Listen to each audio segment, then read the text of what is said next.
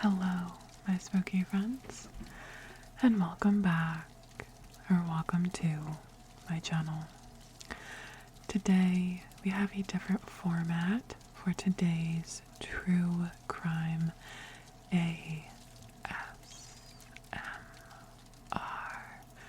video, and I hope that you will enjoy it despite that.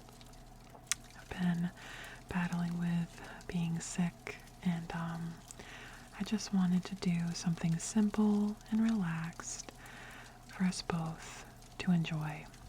So, I know that you have heard of this case. It has been everywhere, and I wanted to sit down together and discuss it. So today, we will be diving in to the Luigi Mangione case. On December 4th, 2024, United Healthcare CEO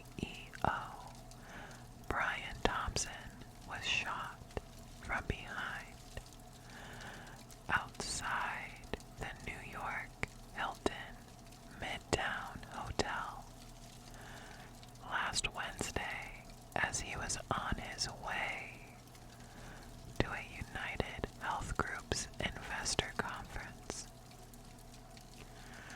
Officials have said police believe the shooter left the city, triggering an intense manhunt that led to the arrest of Luigi Mangione, who is 26. They arrested him at a McDonald's in Altoona, Pennsylvania, days later. He evaded police for several days in Pennsylvania, authorities have said, and his exact whereabouts between the morning of the shooting and his arrest remain a mystery. So that will be today's video. I will be keeping this to strictly speaking, and I hope that you will enjoy this format. I will be adding this video to my true crime ASMR series playlist, where you can find past and future videos in this series. So, as this case is fairly new and is ongoing, I will only be able to provide what has been given by the time I upload this video. So, by the time that I upload, I'm sure more information will be coming out. So, please keep that in mind. So, we will first be jumping into the timeline of this case, beginning on Sunday, November 24th. So, around 10 p.m., the assailant, which at this time was unknown, would arrive in New York City. He is seen on video getting off a bus at the Port Authority bus terminal at 42nd Street and 8th Avenue. The bus originated in Atlanta, but had around 6 or 7 stops on the way, and investigators are unsure where the man got on. After he arrives at the Port Authority, he takes a cab to the vicinity of the Hilton Hotel and remains there for around 30 minutes. And many have stated they saw him like pacing back and forth, almost like he was casing the hotel. Now around 11 p.m., he takes a cab to the hostel on Amsterdam Avenue on Manhattan's Upper West Side. On Friday, November 29th, he was checked out of the hostel, but police believe that was an administrative checkout because he didn't appear at a required time. He checked back in, and police don't believe he stayed anywhere else. He had 2 roommates whom he didn't know. He kept his mask on the entire time, and the man paid in cash but gave an ID. We believe that the identification was fraudulent, New York Police Department Chief of Detectives Joseph Kenny said.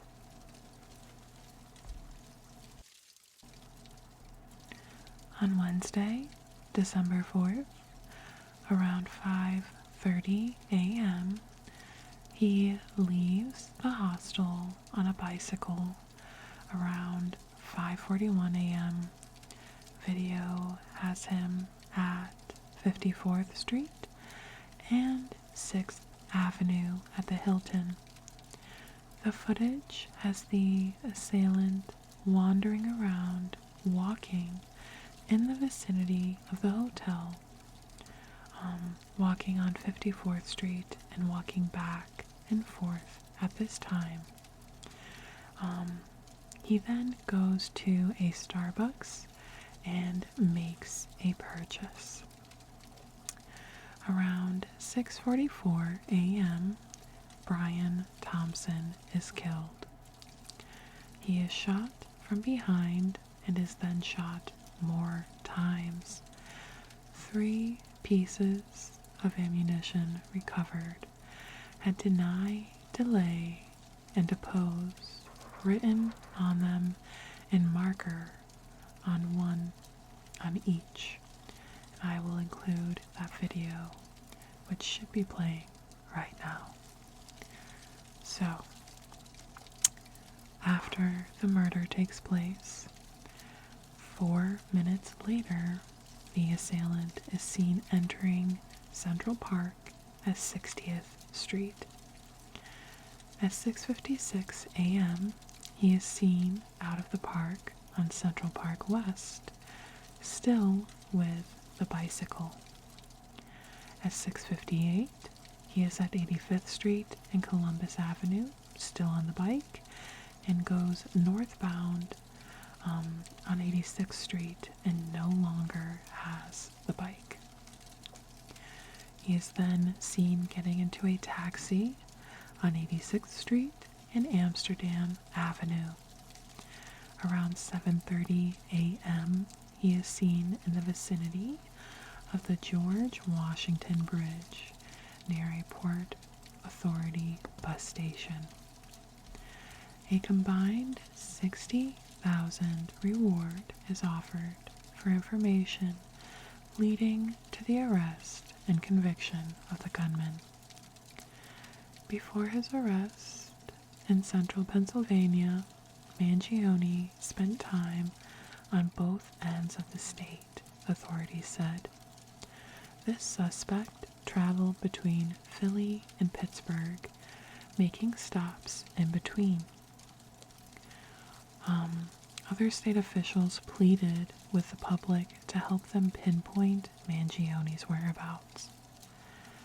State Police Lieutenant Colonel George Bivens said in a news conference, "We know that he's been in Pennsylvania for several days, and so part of that investigation will also focus on trying to retrace his steps. We've already identified businesses, for example, that he frequented in this area and activities that he engaged in. That led us to more evidence. So all of that has become a mountain of evidence that we have to analyze." On Monday, December 9th, around 9 a.m., Altoona police officers are sent to a McDonald's for reports of a male matching the description of the UHC CEO murder suspect. One moment here. Okay. A responding officer asks the suspect to lower his mask and asks him whether he has been to New York City recently. The man then became quiet and started to shake, police said. He became visibly nervous, kind of shaking at the question, Altoona Police Chief Derek Swope said. He didn't really answer it directly, so that statement alone really said a lot. The suspect didn't have to say a lot after that question. The man is then taken in for questioning.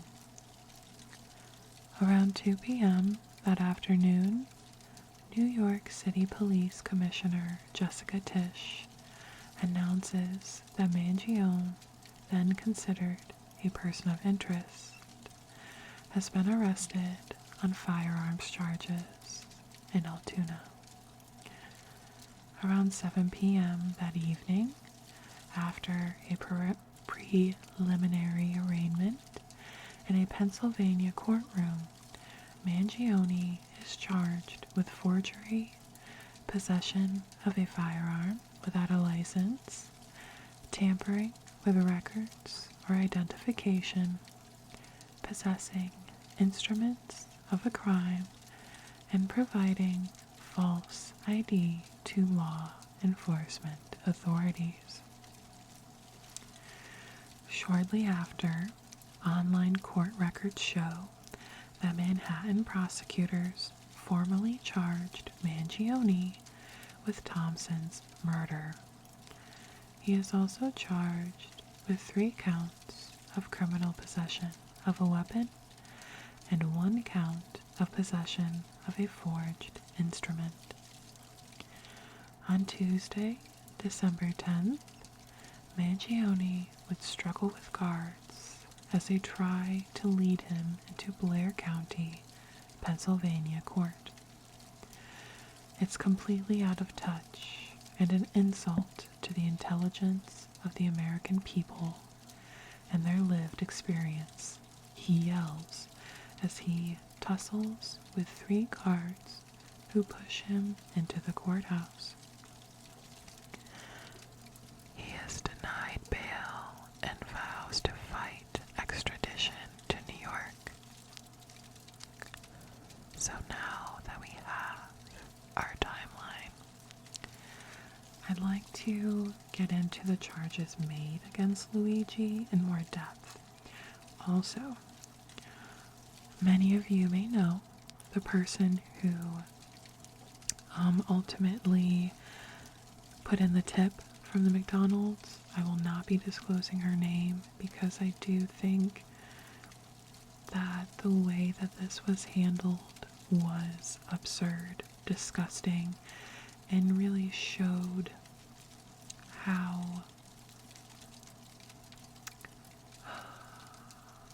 corrupt things really are. A lady who worked at McDonald's,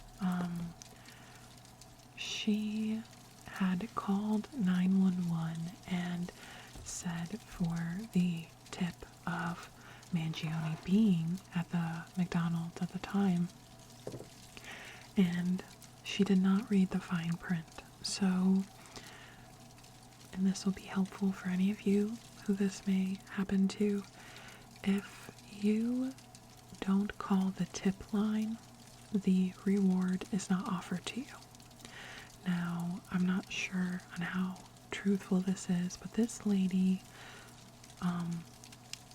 has since lost her job from this McDonald's, and ever since, this same McDonald's has received threats, and people have been reviewing it in the worst way. I think that it's kind of disgusting that this lady was trying to do a service and probably saw opportunity for herself.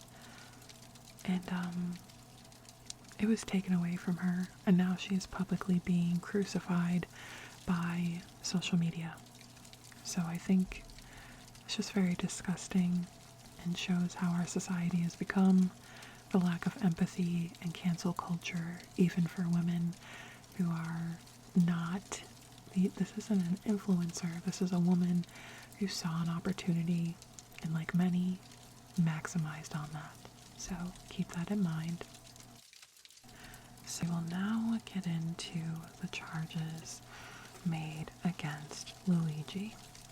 So, according to the arrest warrant, which was filed in New York State Court, Mangione was charged with 5 felony counts: murder in the second degree, 2 counts of criminal possession of a weapon in the second degree, criminal possession of a forged instrument in the second degree, and criminal possession of a weapon in the third degree.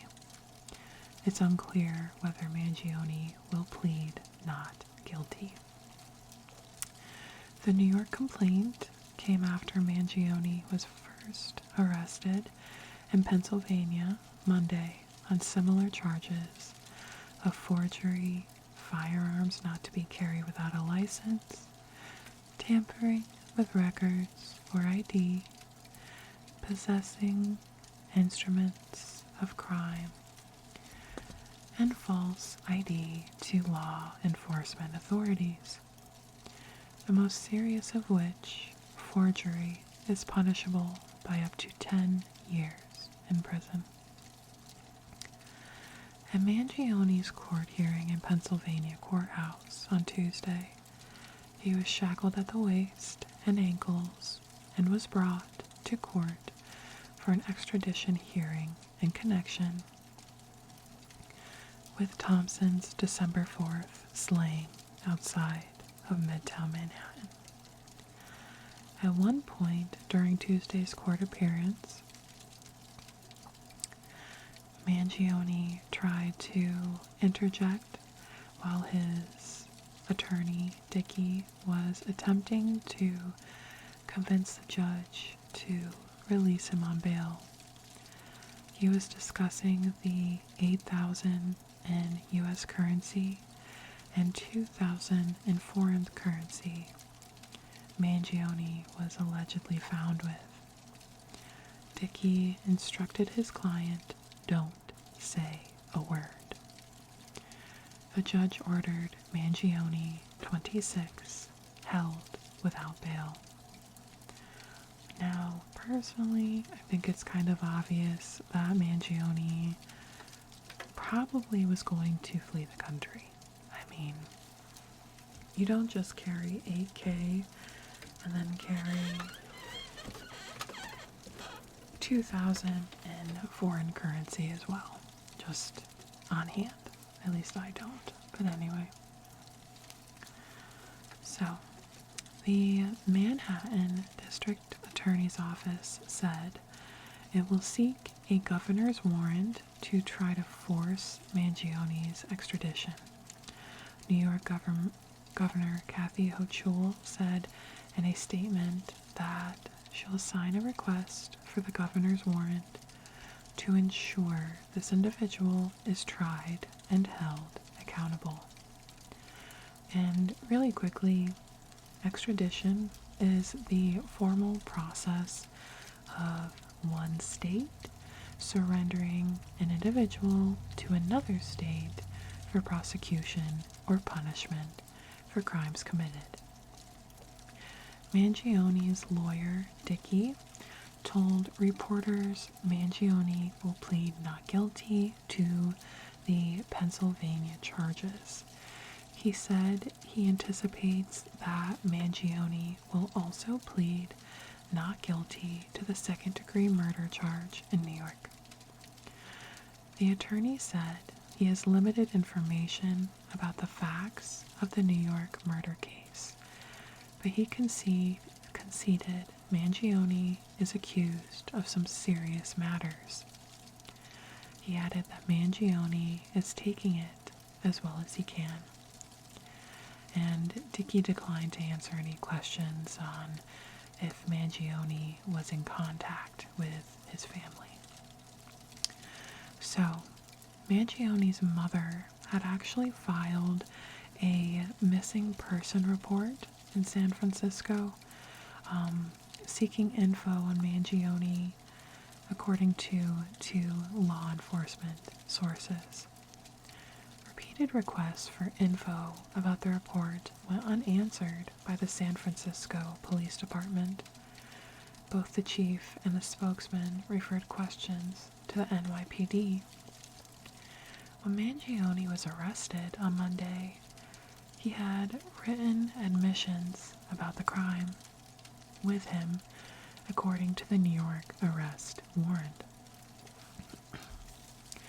Mangione had several handwritten pages on him that expressed a disdain for corporate America, and it indicated he is frustrated with the healthcare system in the United States. Mangione's writings, obtained by ABC News, addressed to the feds, said, "I do apologize for any strife or traumas, but it had to be done. Frankly, these parasites simply had it coming." He claimed that the U.S. has the most expensive healthcare system in the world, but ranks about number 42 in life expectancy. He said United Healthcare has grown and grown, but as our life expectancy? No. The reality is, these have simply gotten too powerful, and they continue to abuse our country for immense profit.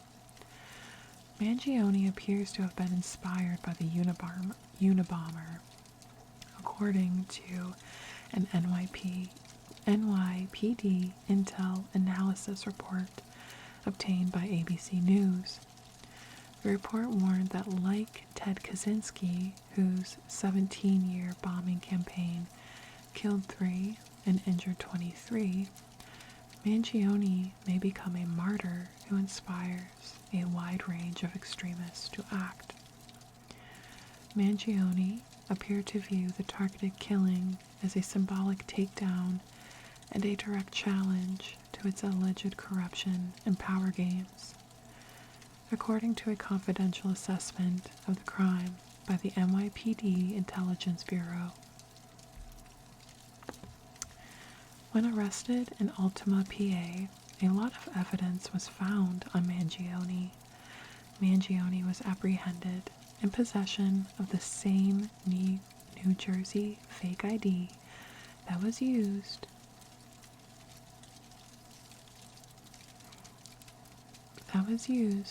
to check into a hostel on New York's Upper West Side before Thompson was gunned down. The gun Mangione was allegedly found with on Monday looked very similar to the gun used in the murder, with a similar suppressor.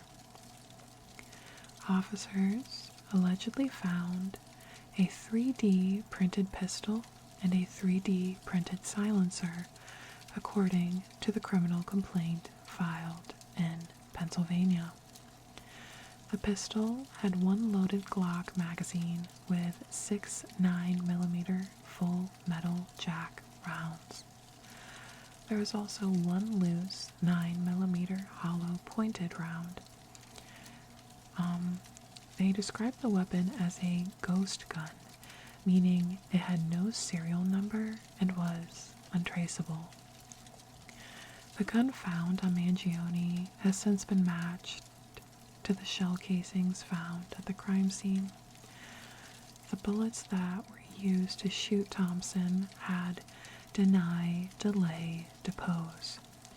The message is similar to a 2010 book, Delay, Deny, Defend, which is a book that's about why insurance companies don't pay claims and what you can do about it.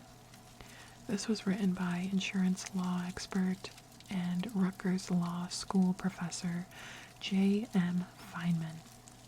An excerpt from the book reads, the point of view in this book is pro-consumer, but is not anti-insurance.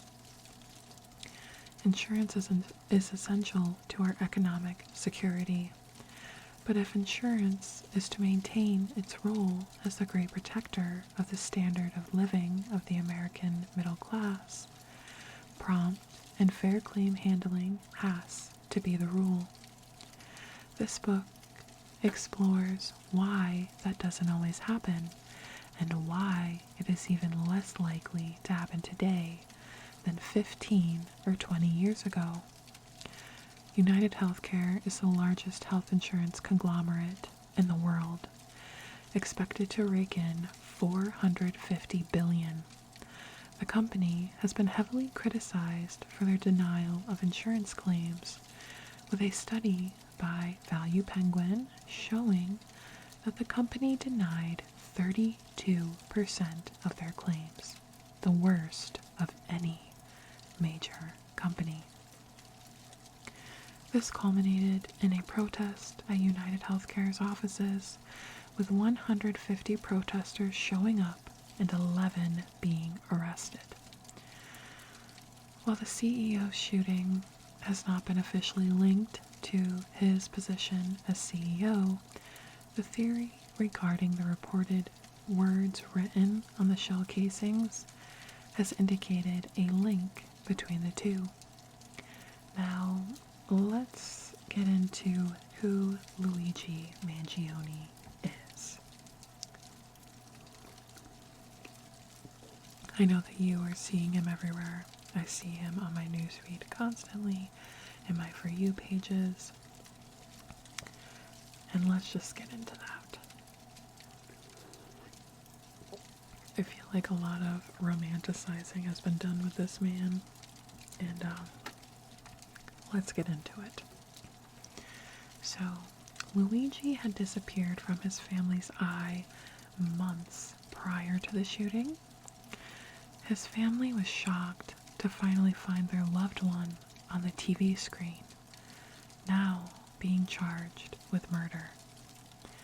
Prior to the shooting, they reached out to former classmates and posted pleas on social media for any word on his whereabouts.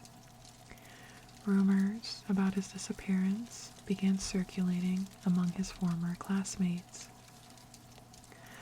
Until he disappeared, the high-achieving young man from a prominent Baltimore family had led what many would consider a charmed life, finishing as valedictorian at an elite Maryland high school and traveling the world after graduating from the University of Pennsylvania. Friends and family described Mangione, who was being held without bail in Pennsylvania, as a kind and intelligent computer science graduate who enjoyed traveling and reading. According to his friend, R.J. Martin, who is the owner of Surf Break, which is a co-living space in Honolulu, where Mangione lived for 6 months, he stated that Luigi was the kind of person that you would know was going to do great things. He was a ferocious reader and gamer who left behind a robust online footprint. Mangione shed light on his interests and perhaps his mental state in an archived version of his now deleted Reddit account, where he first appeared in 2016 under the username Mr. Cactus. The account included posts on a subreddit about spondylolisthesis, a condition where a bone in the spine slips out of alignment, putting pressure on lower vertebrae and nerves around the spine. Mr. Cactus wrote on the subreddit in April that his condition went bad to the point where he felt it every day.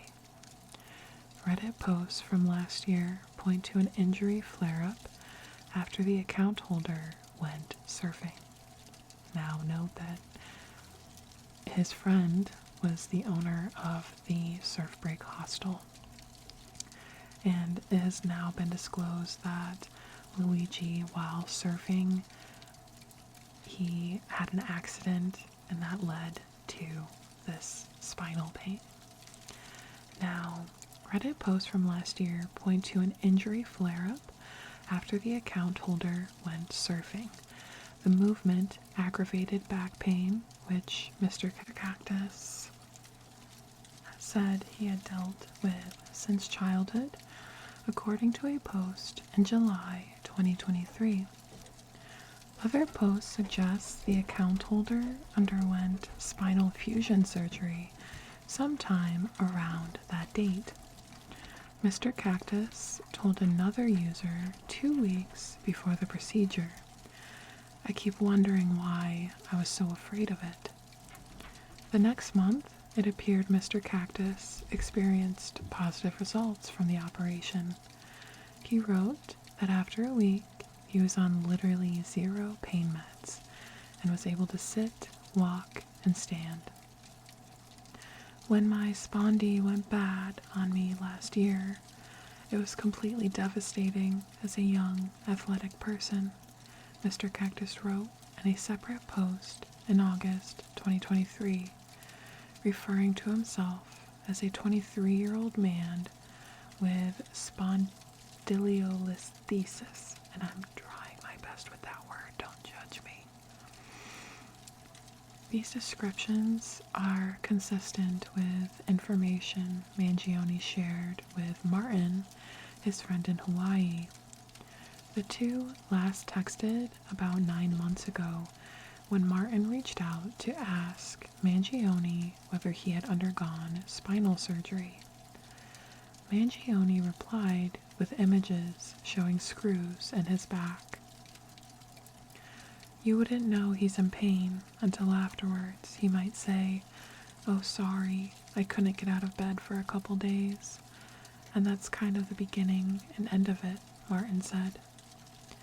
In early April, Mr. Cactus posted a packing list and suggestions he said worked well during 2 months he spent traveling in Asia.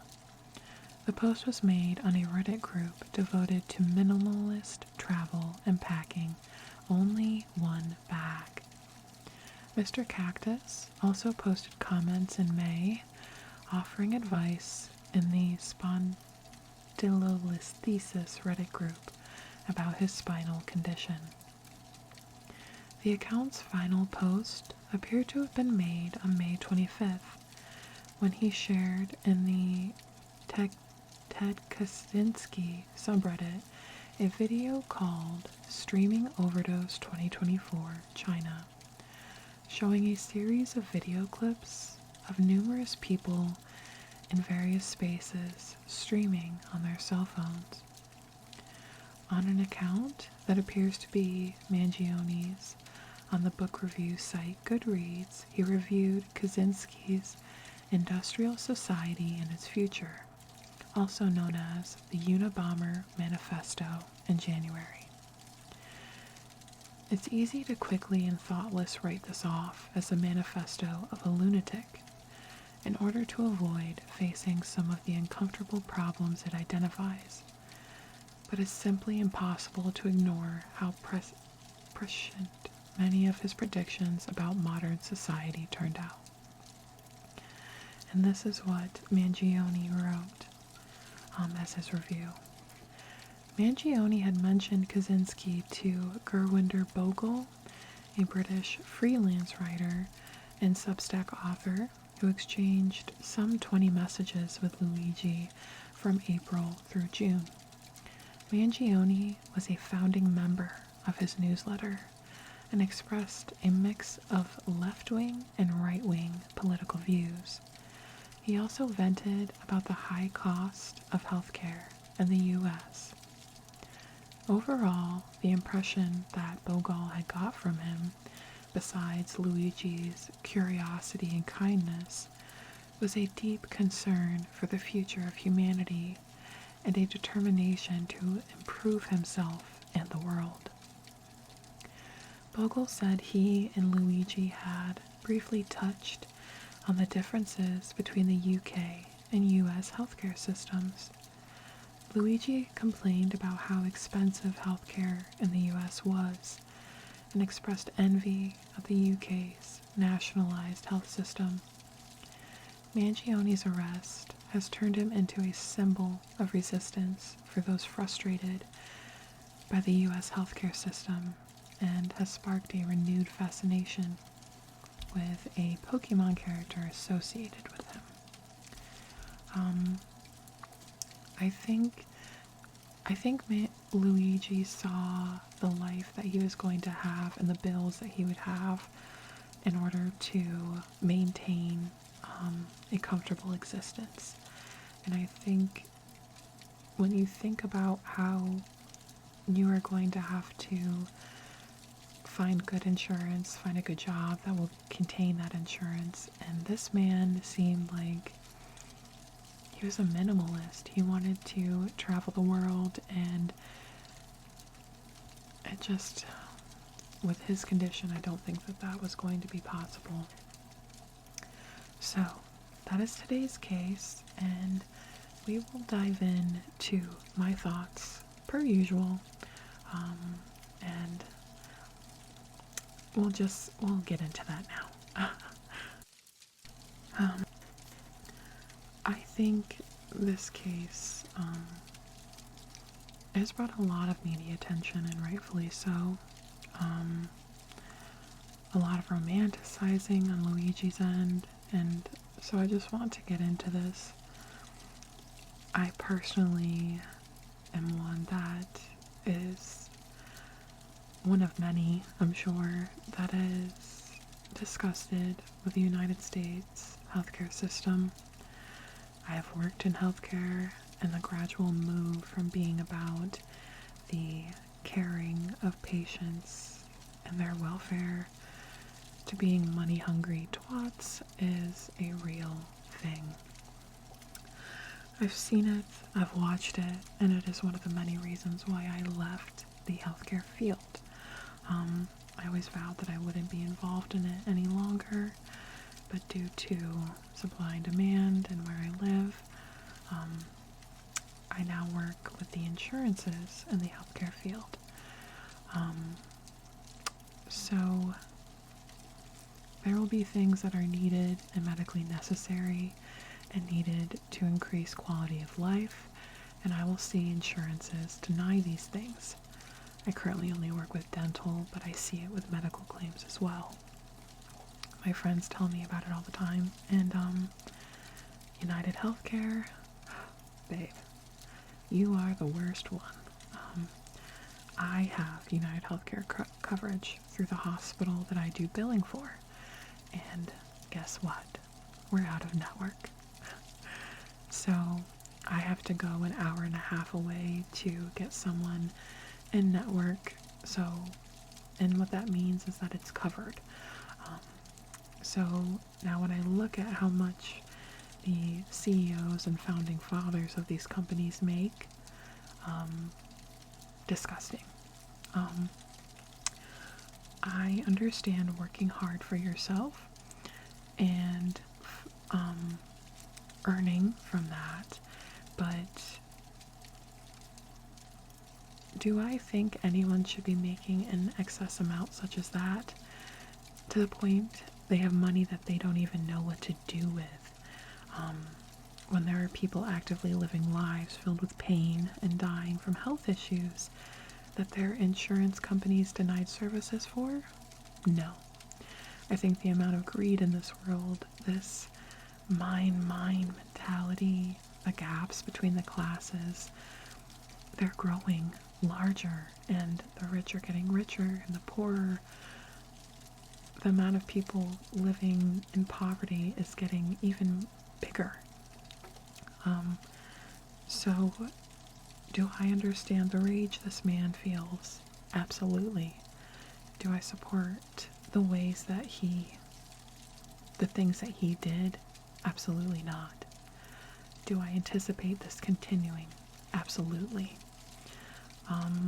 I think the lower classes are sick of watching these people get disgustingly rich. Like, if we have all this money, there's a better way to distribute it to help the people of our country. Better programs can be created and more opportunity for the young and old to increase the quality of life. The ones who are feeling this rage to an extreme level, I think Luigi, he saw a life filled with pain, and being so limited at such a young age, I think it enraged him to a point of extremism, and there are more people who are feeling this rage, and Luigi has presented the opportunity and like rounded these people up. You can already see where when this happened, shitty decisions by insurances were switched up so quickly. You saw how Anthem Blue Cross Blue Shield, they were going to make it so they would anticipate how long a surgery would be and then would not cover anesthesia services if the surgery went over the allotted time they had on file. So, in defense of Anthem, which I hate doing, but anyway, I do understand with hospitals or private practices that abuse this by saying that the surgery is this long, so they needed this much anesthesia, so they get more money. I think that was definitely a thought process, but honestly, more often than not, these insurances are making so much money that I think for the larger good, like for those who have surgeries that take longer due to complications or etc., which you could appeal it that way and it would be covered anyway, but let's not get into that. Anyway, for the larger good, it outweighs that. But after this happened, Anthem pretty quickly changed that thought. I just don't think this will be the end of this, and to those who plan to follow, please be mindful of the families you are affecting. Thompson's family is without a father. I think of the kids every time because they will be traumatized and reminded of this axe for years to come. The footage itself, it's very scary, to be honest. I mean, the amount of people that were around Thompson at the time of his death, and no one moved. No one moved. No one was jumping to protect him. No one was jumping to be in action. Let alone that meeting they had, that investors meeting, yeah, they continued on schedule. They literally walked over his body. Anyway, if you wanted to sign to get a new job, if you wanted to, that's it. These companies don't care about you. Whether you're a CEO or someone, just a grunt underneath, they don't care.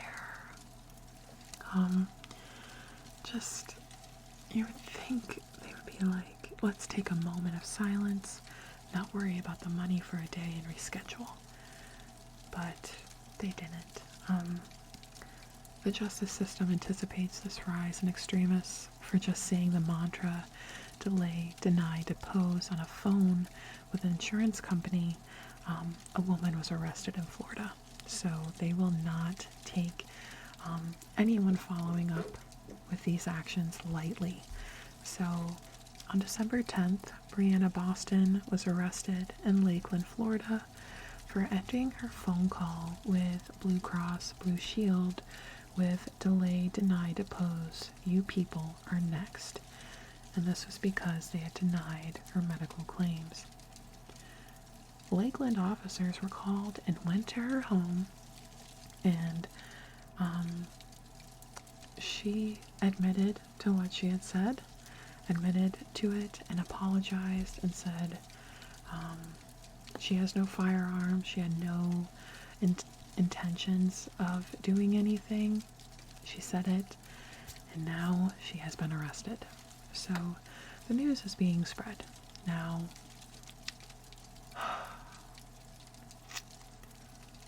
I don't want to come off like I defend murder. I don't. I think when people protest, I don't think that they should be arrested. I think this should come down to speech. I think as long as you are not harming anybody and you are for a good cause, I don't think that you should be arrested. But I don't want to defend murder. I'm not. That is not what I'm saying. But maybe if the protesting and complaints were enough, people wouldn't have to be extremists to make change happen. I think we need more empathy in this world, and I hope this is the start. These insurance companies, pharmaceutical companies are taking their CEOs and higher-ups' names off of websites because of this.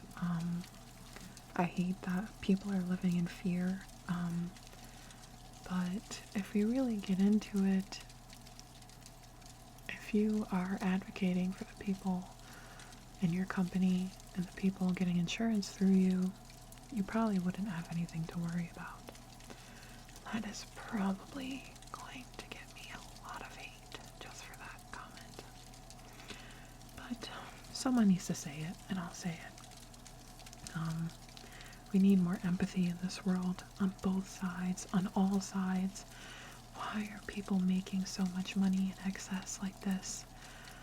I'm not saying that people didn't work hard to deserve it, but there's gotta be something we can do. You shouldn't have to live in poverty to get Medicaid, and when you get Medicaid, everything is covered. It's literally illegal for the government to charge you on medical bills if you are Medicaid eligible. So you have to make little to nothing, and then they will support your things that you need for your health and well-being. There should be something before that, you know what I mean? Like, you shouldn't be in poverty to get the healthcare that you need and get the things that you need to live a life worth living. You shouldn't have to live in pain. If we have these tools, we had people that had their whole point of fighting these things was to increase life, to increase life expectancy, to increase the enjoyment of life. And we don't have things. I mean, now it's so that medical bills won't affect your credit. So I guess. But you still have to be able to be accepted and approved to get these things, you know, like, I don't think this is the end of this conversation. I think we'll be having many more to come because the gaps in the classes are getting too big and people are getting tired of watching they're tired of watching this happen. And I hope that it doesn't get to extreme points, but I wouldn't be surprised if it continued in that way. This is something I feel so strongly about, and there's gotta be something that we can do. There's gotta be something, and I hope that we get more empathy in this world, and I hope this is the start. So, that is today's video. I hope that you enjoyed it. I hope that I didn't bother you too much. So, thank you so much for watching, and spooky dreams.